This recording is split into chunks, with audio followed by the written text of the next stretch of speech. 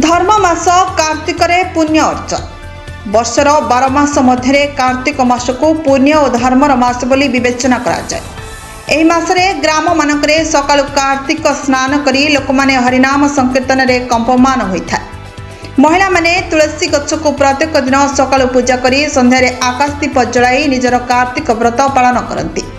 अँला नवमी रे कार्तिक हविष्याणी माने अँला गछ मूल पूजा करी सेठारे हविष्यन्न रांधि खाई एवं अँला गछर सेवा करती। हरि उत्थापन एकादशी बा बड़ एकादशी ठारू पंचुक आरंभ होता है। 5 दिन बग मध्य विष्णु धर्मी होइछि माछ खाइबा बारण करिथाय बोली कथा रहिछि। एही पंचुकरे राई दामोदर को पूजा करी कार्तिक महात्मा पढ़ा जाइथाय एवं नाम संकीर्तन करी कार्तिक व्रती माने निज मन को शांत करिथांती। चतुर्दशी तिथि धवलेश्वर ओषा पड़िथाए जोंथिरे महिला माने प्रसाद करी महादेव को समर्पण करिथांती।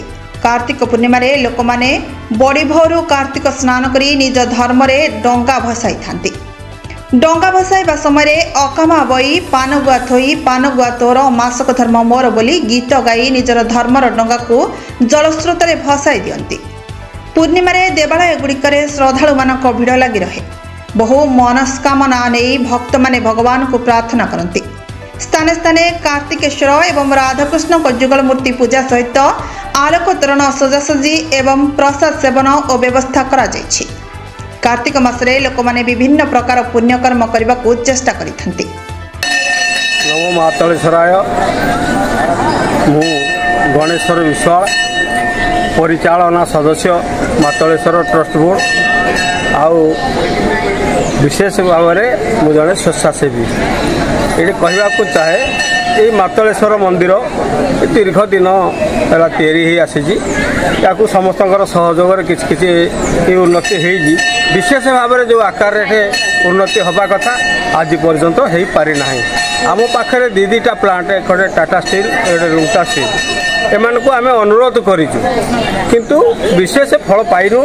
गोटे मात्र ए वर्ष रुंटा स्टील तरफ गोटे घर आम पाइजु ସେଇଟା आम संतुष्ट अच्छु किंतु या जो प्रोजेक्ट दिखाई से पर्यंत ग्रहण करना। आउ ये मंदिर परिसर चतुर्पार्श्व प्राय 50,000 लोक बसवास करती। ये मंदिर पर भरोसा करती आराध्य देवता बोली मानती। यहाँ आम पाखे बेरुआ पार्क बेणीपथर कड़ला पाइकपुड़ा कोट मिश्र साई एडे सरपा रघुनाथपुर नुआगा ठारू आरंभ कर अनेक मौजार प्रत्येक लोक यार आत्मा हूँ मातलेश्वर ताकू आम जो प्रकार दबा कथा सरकार तरफ सहयोग किंबा ये प्रशासन जो रही दुईटा प्लांट प्रशासन से आमको देना आम से दुख प्रकाश करूँ। आशा करूँ आगामी दिन में सरकार या प्रति दृष्टि रहा कंपानी मानकर दृष्टि रही आशा करूँ। धन्यवाद। हिंदुलरू सनातन नाथक रिपोर्ट प्रतीक्षा न्यूज।